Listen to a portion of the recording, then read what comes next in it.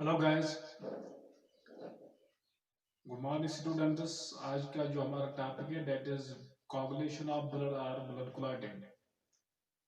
ये जो कोagulation of blood जो होती है या क्लॉटिंग जो होती है, before we start this process हमें पहले ये सीखना होगा कि हेमोसिटेसिस का मतलब क्या होता है। हेमोसिटेसिस पहले हम देखेंगे, पहले हम ऐसे बताएंगे, उसके बाद हम उसकी डिफिनेशन देंगे। हेमोसिटेसिस का मतलब होता है कि यहाँ पे जो अगर इंजरी होती है उसके बाद जो ब्लड आउट होता है बॉडी से, उसको कंट्रोल करना, उसको वहाँ पे क्लॉट फॉर्मेशन की, जो वहाँ पे जो क्लॉट बनाते हैं वहाँ पे जो क्लॉट फॉर्मेशन होती है और इसमें जो प्रोसेस इन्वॉल्व होते हैं that is known as hemostasis. Now ये कोagulation जो है या ब्लड क्लॉटिंग, इसको हम आगे ले जाएंगे। The term hemostasis refers that all the physiological processes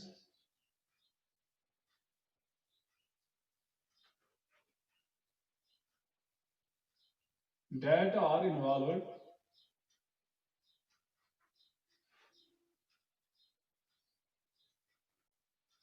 to stop blood or loss of blood after injury.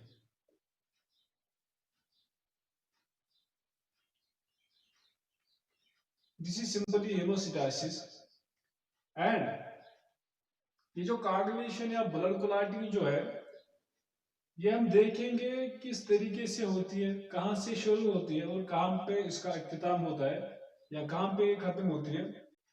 ये एसेंशियल क्यों है, ब्लड क्लॉटिंग और कोagulation एसेंशियल क्यों है। यहाँ पर जो ब्लड लॉस जो होता है, अगर उसको कंट्रोल न किया जाए, अगर वहां पे क्लॉटिंग ना हो जाएगी या कोagulation वहां पे फॉर्मेशन ऑफ कोagulation नहीं होगा, फॉर्मेशन ऑफ क्लॉट नहीं होगा, उस वक्त क्या होगा, कंटिन्यूअस ब्लड लॉस होगा, दैट इज अल्टीमेट डेथ होगी। Ultimate death is the result when there is no clotting, when there is no coagulation. Now we will start here. There are the three main paths, not pathways, there are the three main processes, and after that three processes then there is a term that is coagulation. पहले क्या होता है, पहले यहाँ पे होता है injury. यहाँ पे जो इंजरी होती है वो किसी किसी भी पार्ट पे होती है, बॉडी पार्ट पे होती है इंजरी, और यहाँ पे इंजरी होती है उस वक्त, फॉर एग्जाम्पल अगर हम कंसिडर करेंगे this is a body part where the injury occurs, ठीक है। उसके बाद क्या होगा, उसके बाद इस होल से, इस पोर से, इस इंजरी साइड से ब्लड रिलीज होगा आउट, यहां से ब्लड आउट होगा from the body. This is the first part of the आप जब इंजरी आकर्स, उसके बाद क्या होता है, पहला पार्ट ये होता है इंजरी के वक्त वहां से ब्लड लॉस होगा। उसके बाद जो दूसरा पार्ट इसका है, वहां पे जो वेसल्स होते हैं, ब्लड वेसल्स जो होते हैं, वेस्कुलर स्पाज्म होता है वहां पे। ये जो वेस्कुलर स्पाज्म क्या होता है, इसका मतलब क्या होता है, इसका मतलब यहाँ पे होता है अगर इसके अंदर जो मैंने यहाँ पे बॉडी पार्ट दिखा है उसके अंदर यहाँ पे ब्लड वेसल ऐसी है, for example this is a blood vessel eight site of injury, this is a blood vessel, और ये जो ब्लड वेसल है यहाँ पर भी उसको भी कट हुआ है, और जब उसको कट हुआ उसके बाद उस ब्लड वेसल से ब्लड आउट होता है। उसके बाद नेक्स्ट प्रोसेस में क्या होता है, वहां पे जो वेसल्स होते हैं, वहां पे जो इंजरी साइट होती है, and this injury site are vessels, these show spasm, these show contraction. और इसका जो स्ट्रक्चर है, अगर हम यहाँ पे जो बॉडी पार्ट है फिर से दिखाएंगे, ये ऐसे होगा, ये स्ट्रक्चर यहाँ पे जो इसकी जो, this is the outer cell and this is the inner cell for example, and they will merge towards each other on the both sides, they will merge towards each other.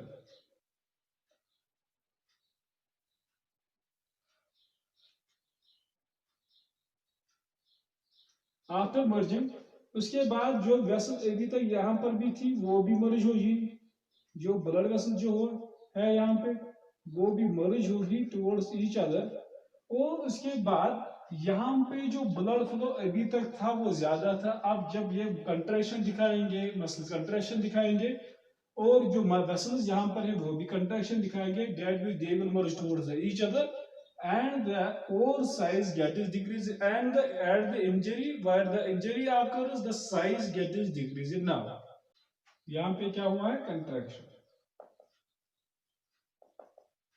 उसके बाद जो final part है that is third part, यहाँ पे platelet plug formation होती है at this side. जो हमने साइड दिखाई है अभी तक, जो साइड दिखाई है ये इस तरीके से मैं अब आउटर साइड दिखाऊंगा, इधर साइड नहीं दिखाऊंगा। यहाँ पे क्या हुआ, यहाँ पे उसके बाद पैलेटलेट प्लग यहाँ पे फॉर्मेशन होती है, पैलेटलेट प्लग की फॉर्मेशन यहाँ पे होती है। और फाइनली जिसको हम कहते हैं कोलाट, ये पैलेटलेट जो प्लग है that is the clot, that is the coagulation. और अब हम देखिए कि ये कोआगुलेशन का मतलब क्या होता है। ये जो यहाँ पे जो हमने दिखा इंजरी होती है, इंजरी के बाद कोलाट होगा, बिफोर इंजरी कोलाट नहीं होगा। ये जो स्पाज्म होती है वेस्कुलर स्पाज्म जो होता है वो भी आफ्टर इंजरी होगा। और यहाँ पे एक क्वेश्चन है कि जो ब्लड हमारी बॉडी में वो क्लॉट क्यों नहीं होता है, वो वहां पे कोआगुलेशन इनसाइड बॉडी क्यों नहीं होती है, वो ये सवाल जो है, ये क्वेश्चन जो है वो हम आगे देखेंगे। Why the blood does not clot inside the blood vessels, why the blood does not show coagulation inside the body. उसके बाद हम देखेंगे जो कोआगुलेशन है, कोआगुलेशन का मतलब क्या होता है। refers platelet plug formation at the site of injury, and this coagulation is one of the most defense mechanism against the loss of the blood। अगर ये यहाँ पे कोagulation नहीं होती है तो मैंने फिर पहले ही बताया दैट मींस यहाँ पे कंटिन्यूअस ब्लड लॉस होगा और वहां पे डेथ भी हो सकती है। एंड दिस कोagulation, ये जो प्रोसेस है it is also known as cascade. यहाँ पे जो वाटरफॉल अगर हम देखेंगे, कंसीडर करेंगे वाटरफॉल, और वाटरफॉल में क्या होता है, वाटरफॉल में वो जो एक्सटर्नल जो फैक्टर्स होते हैं these are activated by external method, that means one factor gets activated by another and this factor gets activated by another, so on and so forth. This is simply known as cascade. And after this waterfall, and this coagulation or clot formation requires 20 different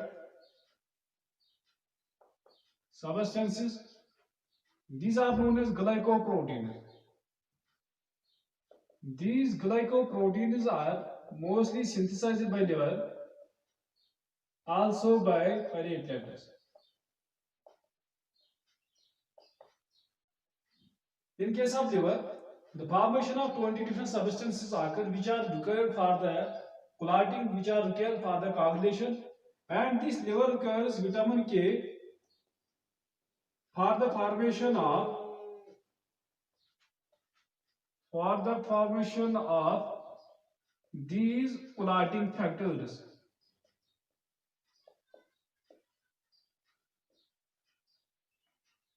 ठीक है, यहाँ पे और एक factor है जिसका नाम हम देते हैं that is calcium is also required, but लेकिन वो कैल्शियम जो है, this calcium is not produced from the liver here. और यहाँ पे जो 20 फैक्टर्स है, या हम देखें कौन से फैक्टर्स, अब हम आगे देखें कौन कौन फैक्टर्स है। नाउ दिस कोagulation और clotting it occurs through the following mechanism. यहाँ पे जो मैकेनिज्म है वो मैकेनिज्म कौन सा है, मैकेनिज्म यहाँ पे मोस्टली जो पाथवेज इन्वॉल्व होते हैं वो पहले कहते हैं कि हम देखते हैं ओनली 2 पाथवेज आर इन्वॉल्व, लेकिन मैं यहाँ पे कहूंगा कि यहाँ पे 3 pathways are involved. First one is intrinsic pathway.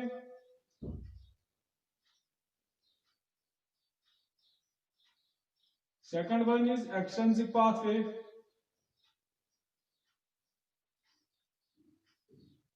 and third one is common pathway or final pathway. ठीक है, these three pathways are involved for the formation of clot. These three pathways are involved for the formation of for the simply coagulation. हम यहाँ पे कहेंगे for example this is a first pathway and this is a second pathway. These two combine and they form a final pathway or common pathway. Consider it, this is the first pathway. Consider this is the second pathway. Consider this is a common or final pathway. Finally here the clot formation occurs. Now यहाँ पे जो हमने बताया कि 20 different substances जो है 20 different glycoprotein जो है हम उनको देते हैं नाम that is these are also known as factors. हम यहाँ पे इनका शॉर्ट नेम कहते हैं that is factors. These factors are involve for the coagulation. These factors are involve for the formation of clot. और ये जो 20 फैक्टर्स है only 12 factors are involved for the formation of clot. 12 factors, यहाँ पे 12 factors की involvement होती है. और जो 12 फैक्टर्स हैं उनको नाम देते हैं. हम उनको नाम भी देखिए कौन कौन से फैक्टर्स इन्वॉल्व होते हैं. लेकिन ये जो 12 फैक्टर्स हैं हम उनका नाम सिंपली यहाँ पे रोमन न्यूमरल्स में देते हैं. रोमन न्यूमरल्स में इनका नाम देते हैं 1, this the Roman numeral second, this the Roman numeral third, so on and so fourth. और हम हर एक जो रोमन न्यूमरल जो है हर एक फर्स्ट रोमन न्यूमरल जो है ये फैक्टर नंबर 1 है, ये फैक्टर नंबर सेकंड है, ये फैक्टर नंबर थर्ड है.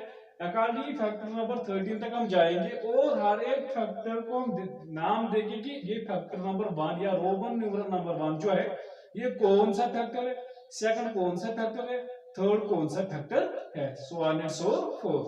उसके बाद जो फैक्टर्स इन्वॉल्व होते हैं कोagulation में हम हर एक को देखेंगे. पहले यहाँ पर हम लिखेंगे फैक्टर नंबर और यहाँ पे लिखेंगे हम नया. ठीक है, पहला जो फैक्टर है वो हम रोमन न्यूमरल अभी बताया रोमन न्यूमरल्स में हम लेते हैं factor number 1. This is the factor number 1 and this factor number 1 is known as fibrinogen. के बाद जो नेक्स्ट है दैट इज फैक्टर नंबर 2, उसका नाम है prothrombin.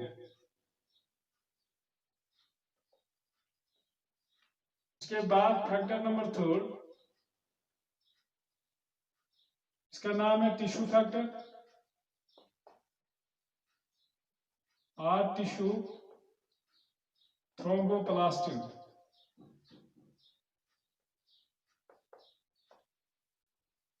Next number factor 4 calcium ions. Factor number 5 proaccelerin. Factor number 6 जो है उसका कोई नाम नहीं है. नाम क्यों नहीं है? क्योंकि the function of the factor number 6 जो है it is considered as the function of the factor number 5. यहाँ पे हम कंसिडर करते हैं कि उसकी जो फंक्शन है वो फैक्टर नंबर 5 की फंक्शन एज सेम है. That means the function of the factor number 5 and the function of the factor number 6 is equal, is same.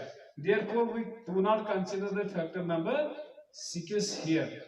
उसके बाद जो फैक्टर नंबर 7 जो है इसका नाम है प्रोकन्वर्टिन. उसके बाद फैक्टर नंबर 8 जो है उसका नाम है एंटी हीमोलिटिक फैक्टर 8.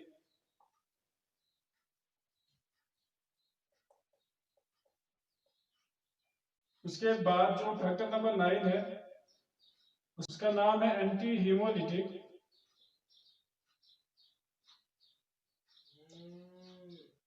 बी. इसका दूसरा नाम है प्लाज्मा थ्रोम्बोप्लास्टिन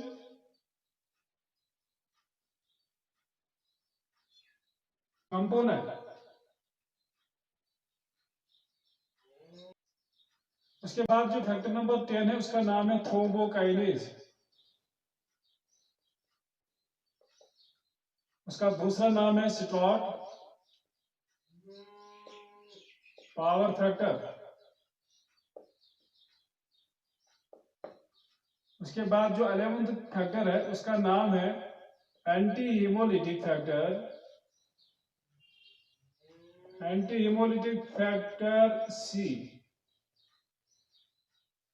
नाम है plasma thromboplastin antecedent.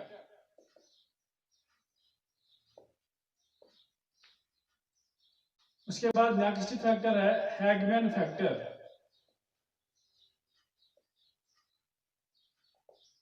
and the final factor here which is involved in the pathway, which is involved in the coagulation, is fibrin stabilizing factor,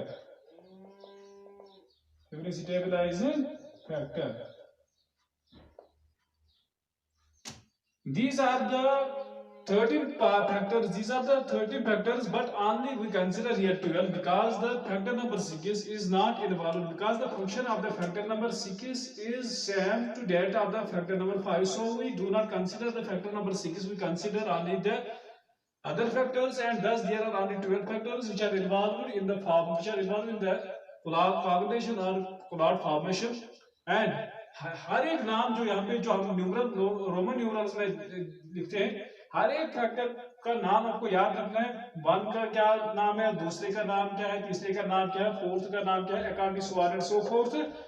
और जब हम पाथवेज में लिखते हैं उस वक्त हम सिंपल ये लिखते हैं, रोमन न्यूमरल्स इन्वॉल्व करते हैं और इनको नहीं लिखते हैं, क्योंकि जब हम इनको लिखेंगे इसमें these are the time consuming, और सिंपली हम इन फैक्टर्स को इन नामों से वहां पे लिखते हैं, वहां पे डायग्रामेटिक हम दिखाते हैं बाय दीज रोमन। उसके बाद जो पाथवेज हैं पहले हम देंगे एक्सटेंसिव पाथवे।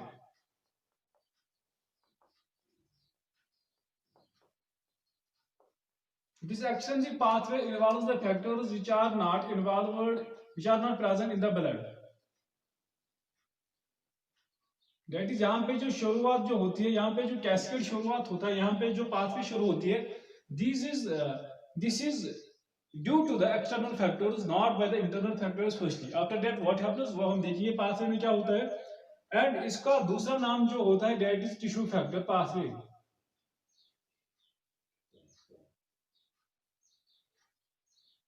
ठीक है, और ये कहां पे होती है, यहाँ पे जो शुरुआत होती है extensive pathway, this is due to the trauma.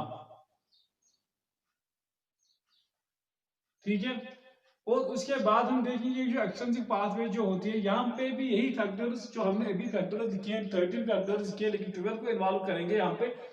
These factors are involved. How many factors are involved in the intrinsic pathway वो भी देखिए, how many factors are involved in the extrinsic pathway वो भी देखिए, and how many factors are involved in the common pathway वो भी हम देखेंगे। कौन कौन फैक्टर हर एक पाथवे में इन्वॉल्व होते हैं, हर एक फैक्टर को हम देखेंगे।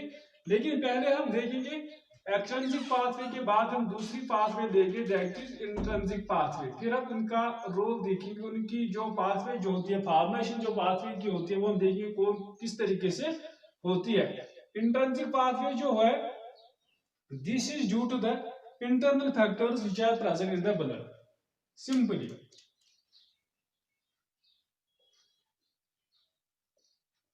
internal factors which are involved, which are present in the blood. This is the internal pathway, and this intrinsic pathway is the complex pathway as compared to the extrinsic pathway. And finally here is the final pathway, that is common pathway. And when the intrinsic and extrinsic pathway combine, they form the common pathway. now हम हर एक pathway को देखेंगे किस तरीके से होती है। Now we will start the extrinsic pathway. This extrinsic pathway हम यहाँ से शुरू करेंगे।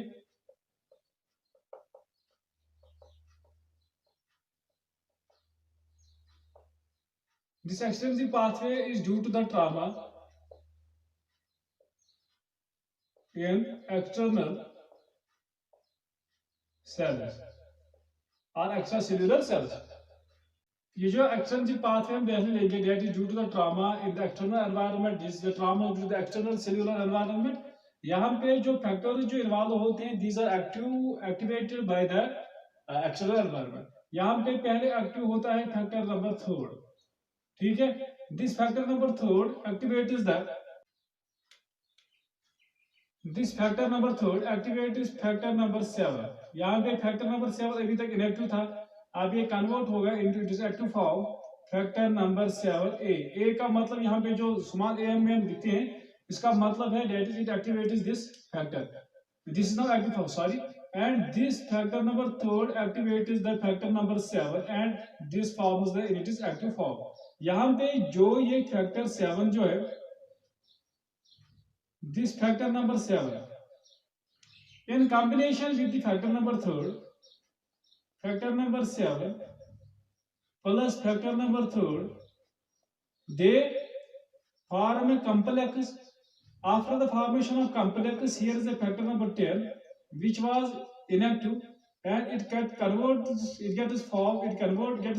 into the active form factor 10 by this complex number this, that is complex of the factor number 7 and complex of the factor number 3. Here are the two factors, they form a complex and these complex activate the factor number 10 inactive factor number 10 into its active form. Now this was the external pathway. उसके बाद हम internal pathway में जाएंगे, intrinsic pathway में जाएंगे। Intrinsic pathway में क्या होता है,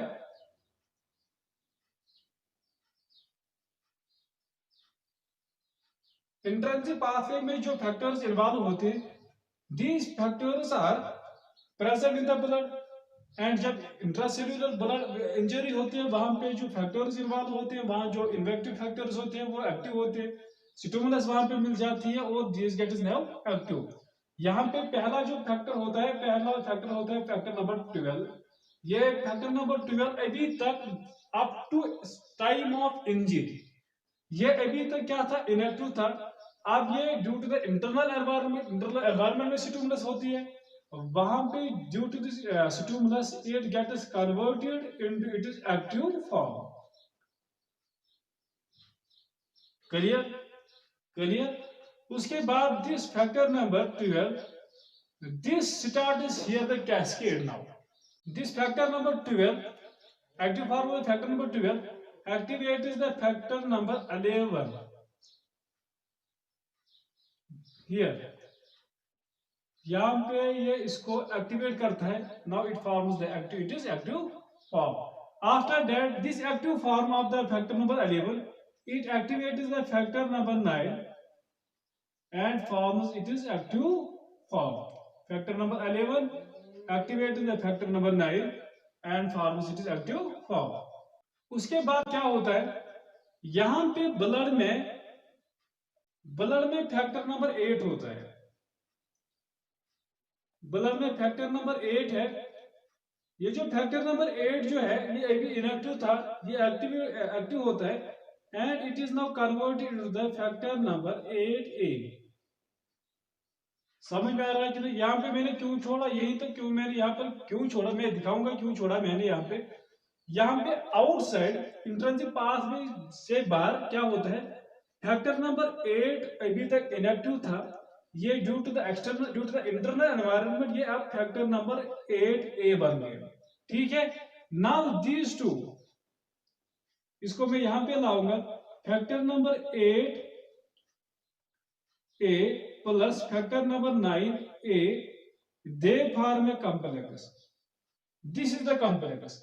अगर हम यहाँ पे कॉम्प्लेक्स इंट्रिंसिक पाथवे में बात करेंगे then it is the first complex, extrinsic में बात करेंगे वहां पे एक कॉम्प्लेक्स बन गया था, इंट्रिंसिक पाथवे में बात करेंगे this is the first complex and this first complex activates the factor number 10 and this gate activated into factor number 10A जो मैंने यहाँ पे लिखा है। अब मैं इसको यहाँ पे लाऊंगा थोड़ा, फैक्टर नंबर 10A, यहां पर भी फैक्टर नंबर 10A की फॉर्मेशन होती है, यहां पर भी फैक्टर नंबर 10A की फॉर्मेशन होती है, यहां पर भी कॉम्प्लेक्स की फॉर्मेशन होती है, यहां पर भी कॉम्प्लेक्स की फॉर्मेशन होती है और फाइनल रिजल्ट जो यहां पे आता है दैट इज फैक्टर नंबर 10। ये जो फैक्टर नंबर 10 जो है this is now the active form of the factor number 10। ये जो फैक्टर नंबर 10 है ये एक्सट्रिंसिक पाथवे से भी आया, इंट्रिंसिक पाथवे से भी आया। Therefore, when the clot formation occurs, when the coagulation occurs, उसका उस वक्त दोनों पाथवेज कंटिन्यूअस चलते हैं। डेट इज वन पाथ एक साइड में होती है, दूसरी पाथवे एक साइड में होती है, क्योंकि because they are dependent on the each other.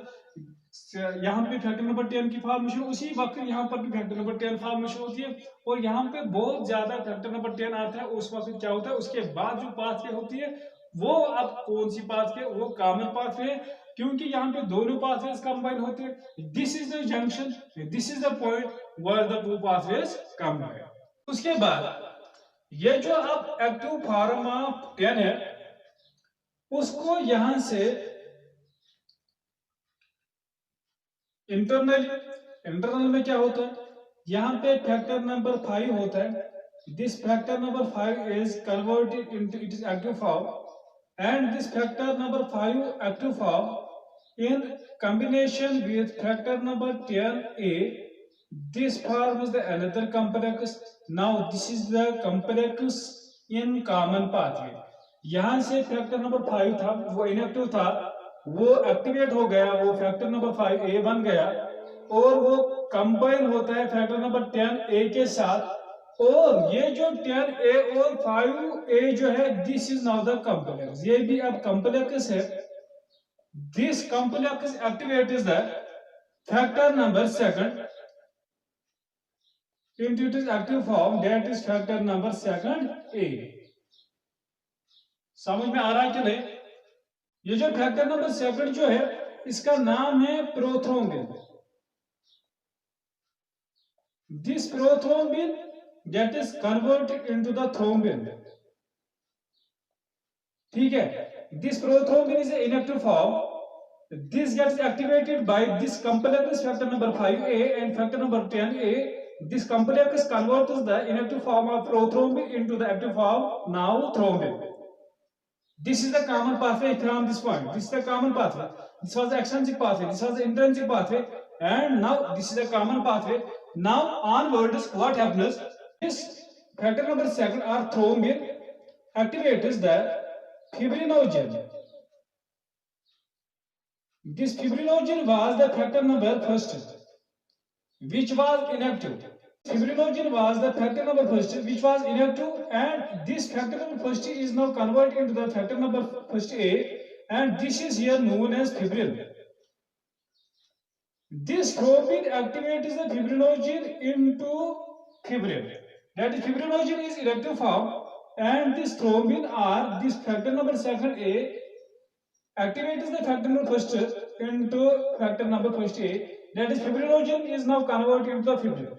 Now यहां से मैं फिर से बताऊंगा, यहां से हमको क्या आया है, या पहले बाद में बताऊंगा, पहले हम कंप्लीट करेंगे, उसके बाद मैं फिर से बताऊंगा यहां पे क्या होता है। उसके बाद जो ये फिब्रिन है, यहाँ पे कंटिन्यूस होता है, यहाँ पे फाइनली क्लॉट फॉर्मेशन होती है, लेकिन यहाँ पे जो क्लॉट की फॉर्मेशन होती है, ये जो फिब्रिन अभी तक था, ये अभी तक यहाँ पे मैश ऑफ नेटवर्क्स बनाएगा, लेकिन this is now stable, this is not stable.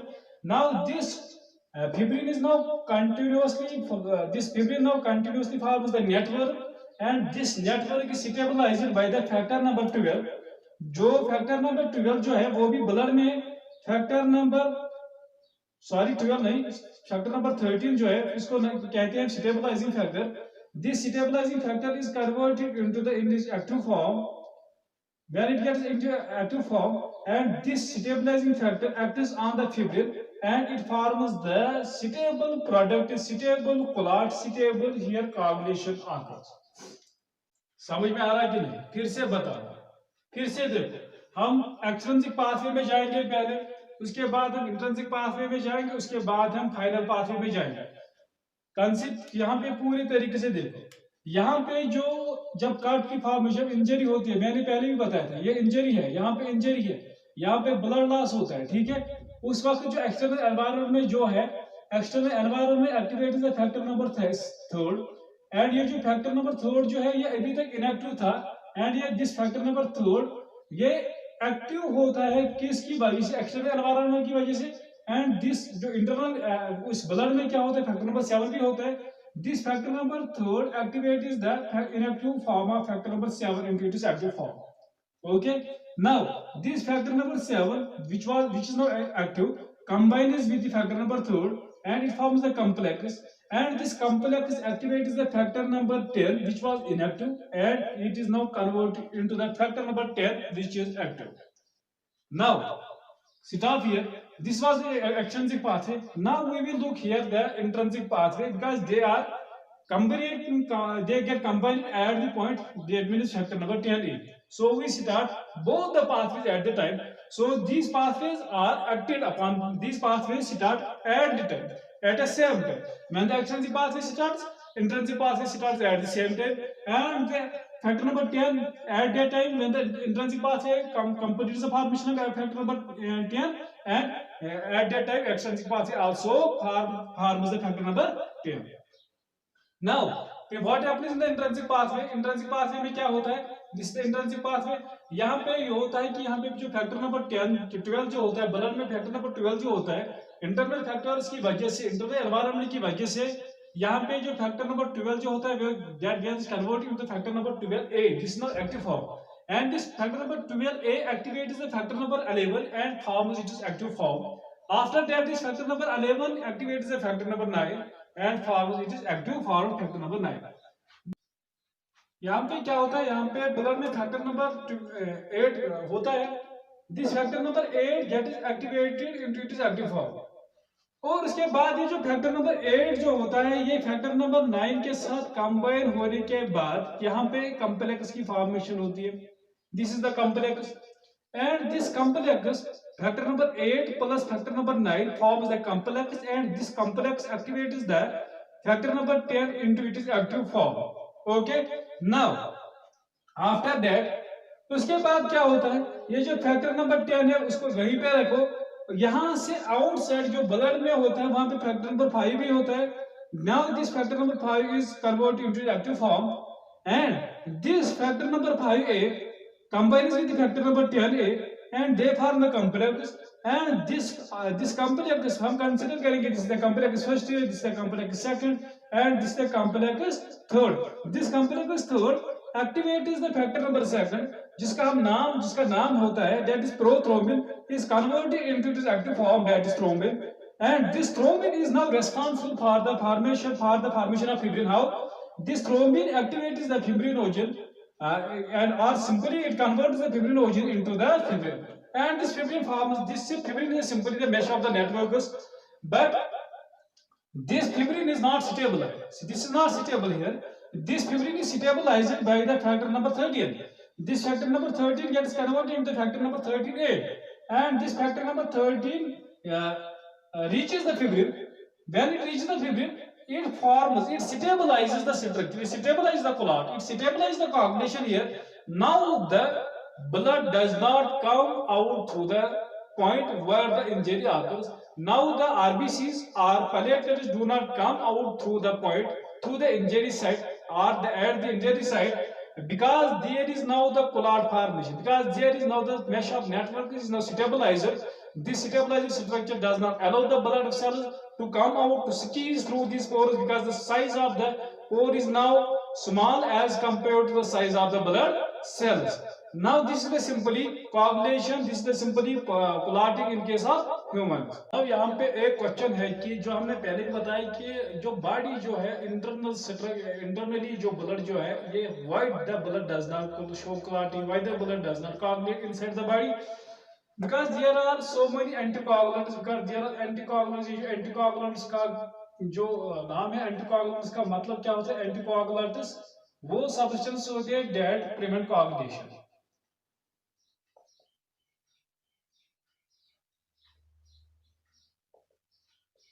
ठीक है, हमने अभी जो पढ़ा है डेट इज एक्सट्रिंसिक पाथवे का, हमने वहां पे दूसरा नाम पढ़ा था that is tissue factor pathway. मैं आपको समझाऊंगा किस तरीके से होता है. जो टिश्यू फैक्टर पाथवे जो होती है, सबसे पहले जो कोलागुलेशन में या क्लॉट फॉर्मेशन में जो पाथवे इवॉल्व होती है, पाथवे जो शुरू होती है वो पहले होती है टिश्यू फैक्टर पाथवे और एक्सट्रिंसिक पाथवे. पहले सबसे पहले कौन सी शुरू होती है? Extrinsic pathway, not intrinsic pathway. और यहां पे क्या होता है, ये जो टिश्यू फैक्टर पाथवे जब शुरू होते हैं उसके बाद फिर क्लॉट फॉर्मेशन होती है, simply is the process and finally the formation of the factor number 10 occurs. लेकिन यहाँ पे ब्लड में या surfaces of the extra cellular surface पे क्या होता है?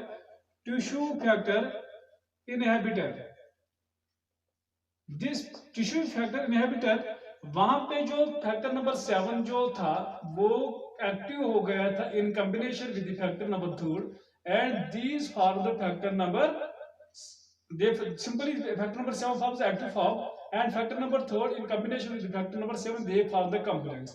यहाँ पे जो फैक्टर टिश्यू फैक्टर इनहिबिटर जो है this prevents the formation of the factor number 7A, यहाँ पे वो फैक्टर नंबर 7A जो एक्टिव होता है this prevents the formation of this process. और यहाँ पे उसके बाद जो फैक्टर नंबर 10 हमने पढ़ा था, फैक्टर नंबर 10A यहां से भी आया था, यहां से भी आया था, एक्सट्रिंसिक पाथवे से भी आया था, इंट्रिंसिक पाथवे से भी आया था। और this factor number 10A is also inhibited. ये किस तरीके से इनहिबिट होता है वो हम देखेंगे।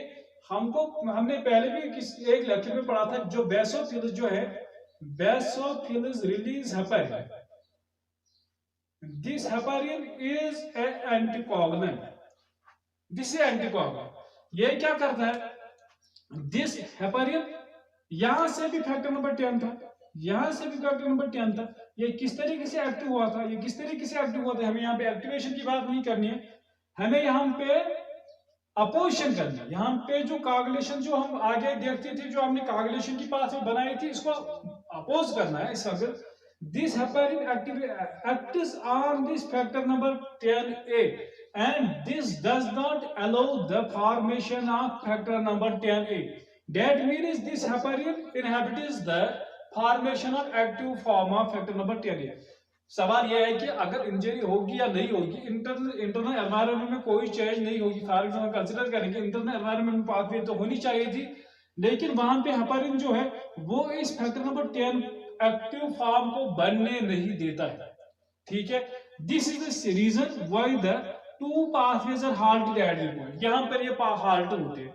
उसके बाद यहाँ पे जो और एक प्रोथ्रोम्बिन था, जो हमने कॉमन पाथवे में पढ़ा था, जो प्रोथ्रोम्बिन था, जो this prothrombin gets converted into the thrombin, या जो थ्रोम्बिन में कन्वर्ट होता है, उस वक्त भी यही हेपारिन आता है और is this inhibits the prothrombin to conversion into thrombin, that is this inhibits the formation of active form, that is thrombin.